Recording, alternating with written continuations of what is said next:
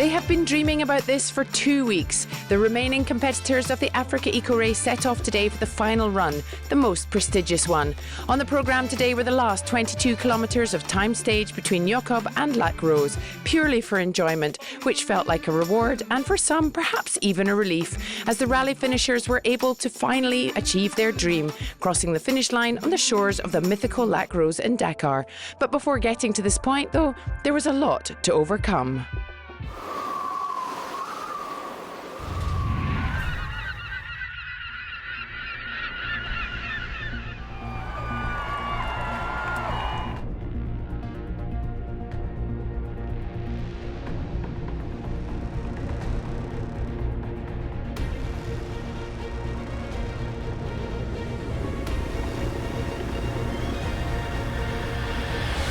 When I think of Africa, I think of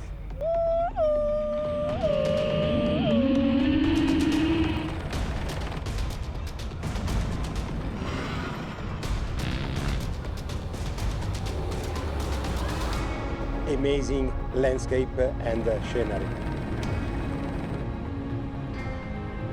You are with yourself. And never give up. Africa means many discovery and enrich my life.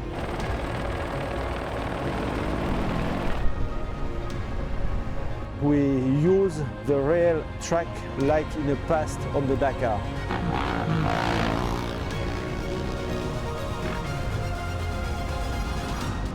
The Sahara and living the dream of Thierry Sabine.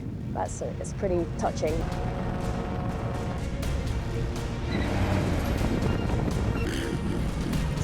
so lovely.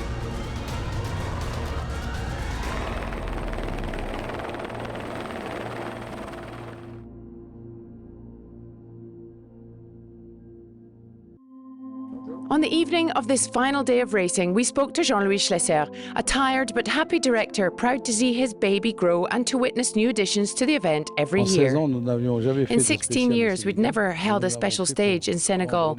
We did it to honour Senegal and its organising committee, whose president is a friend, and asked us to try to create a stage here in Pal. We made it happen. Thankfully, everything went well. Security was excellent. The gendarmerie blocked all the exits. It was a truly beautiful stage and we're pleased. All's well that ends well. On the competition side, the bike field had never been so big. Never before has the battle for final win been so closely contested. Jean-Louis Schlesser, a seasoned expert, loved every minute. 22 seconds between the two. I think Bouturi had the advantage of starting behind, but at one point he caught a net in his wheels. He had to stop to remove it, which cost him a lot of time. In the end, only 20 seconds separated them. I think what didn't help Bouturi was that 2 days ago they didn't complete the loop. If they had, it would have been different. But anyway, we can't redo the race, so that's how it is. Stephanie Rowe wins the female category and was aiming to be the first female Motul Extreme rider to reach Lac Rose with all stages completed. Mission accomplished. Chapeau. I'm so happy. It was not easy, but I'm so happy that I did it. I'm really proud of myself.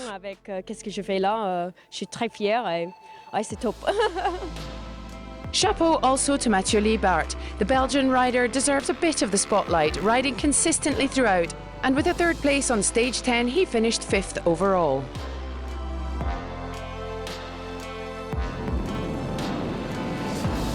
With the Senegalese flag around his shoulders, a double victory for Guillaume Martinez Boronat in the Motul Extreme rider and rookie rider by Acerbis categories. It's the flag I was given on my last race here at Lac Rose. I was told I had to get here with the Senegalese flag.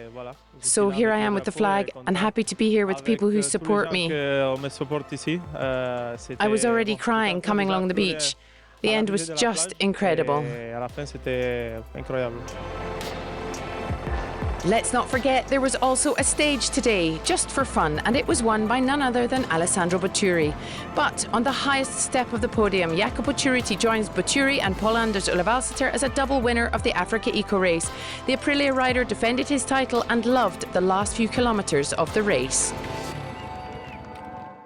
On this last stage, I just wanted to have fun. The place is fantastic and steeped in history.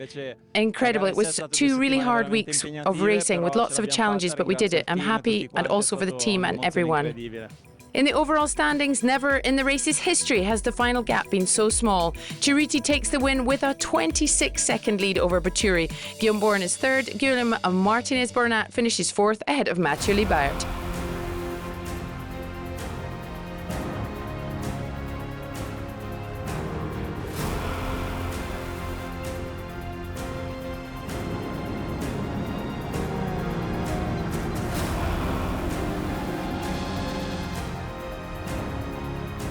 In the car truck SSV side, their goal was also singular, to reach Dakar, and it was a rally regular who triumphed, much to the delight of Jean-Louis Schlesser.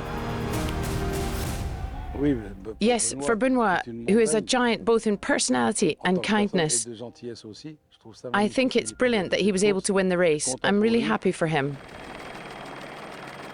Let's not forget the trucks either. Gerrit Zermont has had an incredible race. The Dutchman started out as a co-pilot, and after several Dakars, he has now won here and crossed the line at Lac Rose, just like his idol, Jan de Rooij.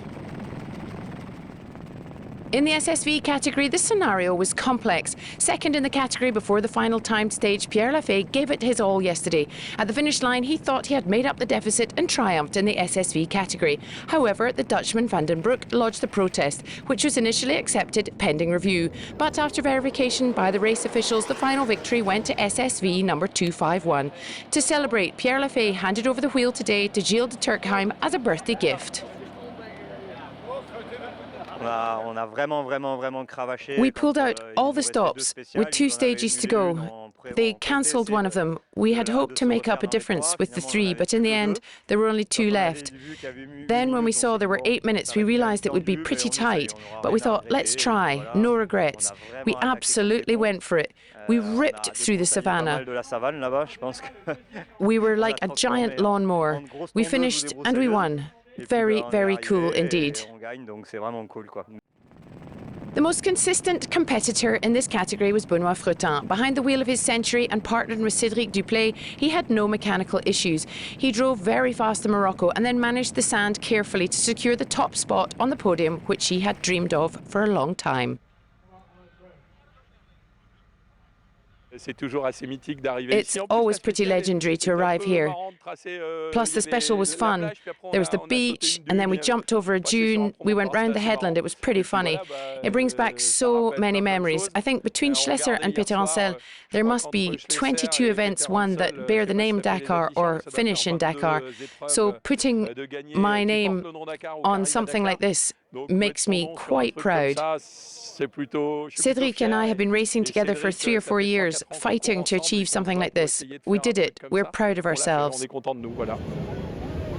Today's fun, mythical stage was won by the Pole, Magdalena Zions.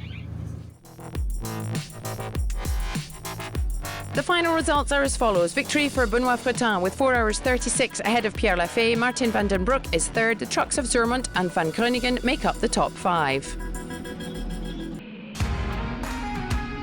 Finally, on the historical side, 1 year on and the father-son duo of Eric and Tom Clays have made it to the top of the podium again. They couldn't have done it without each other and were quick to thank the organisers at the finish line.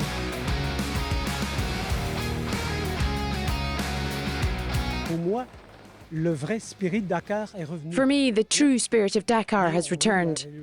We race in regularity, but also in rally raid, so combining the two is fantastic.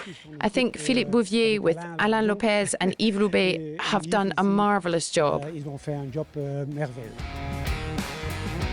Let's recap the results. Victory for Eric Clays ahead of Kurt Dujardin and Fabrice Morin. Hélène Granterie just short of the podium.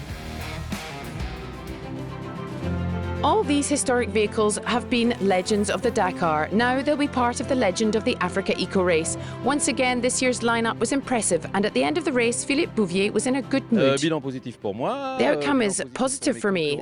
The feedback from competitors is also competitive, based on what they told me at the end of today's Senegalese stage, which they said was fantastic, and concluded 12 days of incredible racing. A successful edition in every respect, with the historical category now firmly established as a standalone part of the Africa Eco Race. I believe it's established itself. We hope it will continue to grow. There are many vintage cars in garages across Europe just waiting to come here and relive the great adventures of the 80s and 90s, which inspired so many dreams.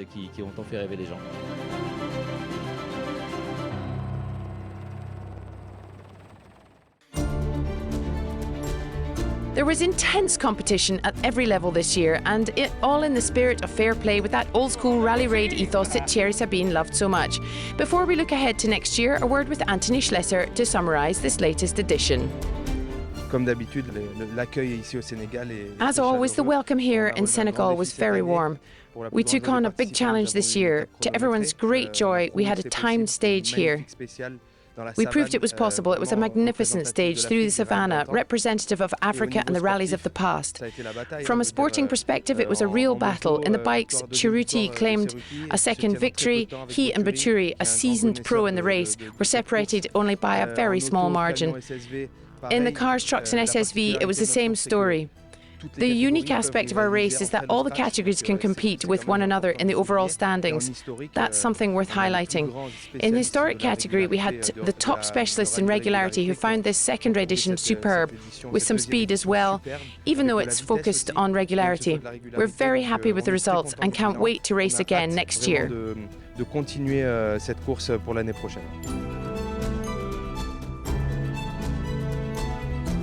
The 17th edition of the Africa Eco Race will indeed be back next year, from the 24th of January to the 7th of February 2026, with a new start in the north of Morocco. That's it for this year, so until 2026, take care and bye-bye.